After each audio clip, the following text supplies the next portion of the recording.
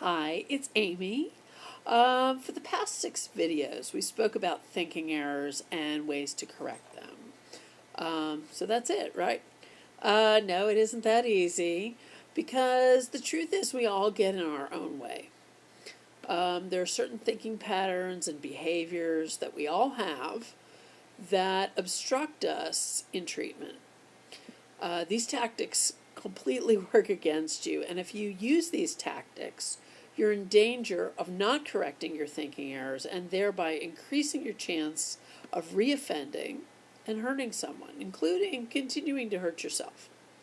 So we're going to start discussing 19, at least it's not 36 like the thinking errors, 19 tactics, but I'm going to break it up over a few videos. All right, so the first one I'm going to talk about is building up yourself by putting other people down. If you're doing this, you often take the offensive.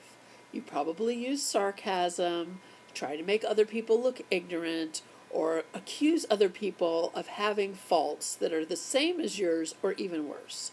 You think it's a real score to embarrass other people. All right, number 2, feeding others what you think they want to hear. You're constantly sizing up other people so you can tell them what you think they want to hear, especially authority figures. This is all about power and control, but you see it as a way to gain advantage. You try to convince others that you are being open and agreeable. You make an attempt to respond in a thoughtful way, but it really isn't genuine. You put up a facade of cooperation so that people don't realize that you're really not cooperating and that you're probably committing further offenses. All right, the next one is feeding people what you think they ought to know. You look at this as a real advantage by only volunteering certain information. It's typical for you to be asked what you've been doing and you give answers like, oh, nothing much. And if you're pushed for more answers than that, you say things like, drop it, or I'd rather not get into it, or I can't really talk about that now. When something is concealed, if you've concealed something, but later it is revealed, which it most often is, you might say like, oh, I forgot about that, or oh, I didn't think it was very important at the time. You only tell people things that put you in a favorable light, and you omit things that make you look badly. These don't seem like a big deal to most people, but for someone who is a sex offender, being secretive is part of their MO. That's why this kind of behavior is particularly dangerous, and it definitely obstructs change. Right. Let's see. The next one, number 4, is lying. Lying gets in the way of everything. In particular, when someone who is a sex offender, because they are trying to avoid penalty. They know that the truth works against them. This person uses denial, offers excuses, blames others, all to avoid responsibility. Distortion is a form of lying, where you twist the facts to your advantage. Lies of omission, leaving facts out, that's also lying. We've talked about that before. When someone uses this tactic and they are caught lying, they take the offensive and say something like, well, I'm sure you would lie under the same circumstances. And if you disagree with them, they accuse you of lying. Sometimes this person might admit something and then later deny it and say they were just kidding. When you say you were kidding, it is then the appearance that now you're telling the truth. It's a way of confusing people, and that is also something that people who lie try to do. It's a very artful way of trying to lie to others. All right, number 5 is vagueness. Everyone uses phrases like in a way, or I guess, or to a degree when they aren't sure of something, right? But when someone is a sex offender or a criminal in general, they use those kind of phrases to try to skirt issues or conceal wrongdoings. If you are vague, you get further and further away from the facts, which is the complete objective with this tactic. This tactic is also seen in those who use very superficial, wordy explanations, and when you really think about what they just said, you realize they haven't said anything at all. Think politicians. Now, I'm not being political here.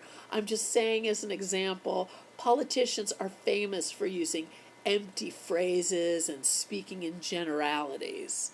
All right, that's vagueness. All right, the last one we're going to talk about today is attempting to confuse. Now, this tactic is used to give the upper hand to someone by confusing people. It's similar to lying, but it's more complicated. Lying, you might just speak an untruth and leave it at that. But this person is constantly inconsistent. They qualify things, they distort things, etc.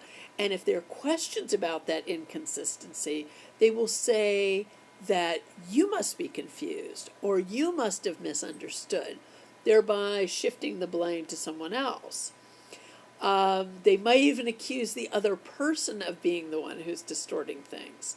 Sometimes they say things and then say they were joking, and if it's hurtful, they'll say to you, oh, you don't have a sense of humor.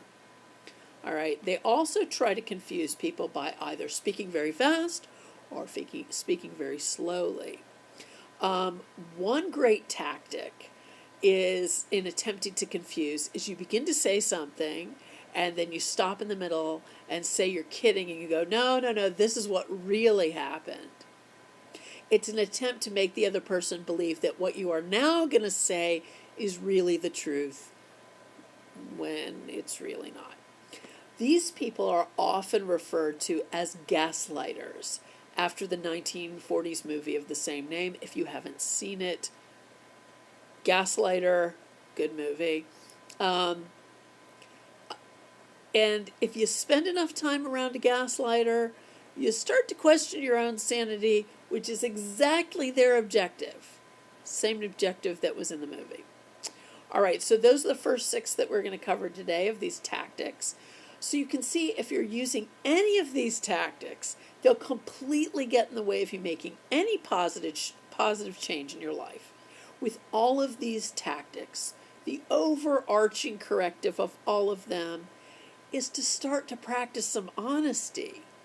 Now, that doesn't come easy for some people, especially if you're someone who has literally spent years being secretive and lying.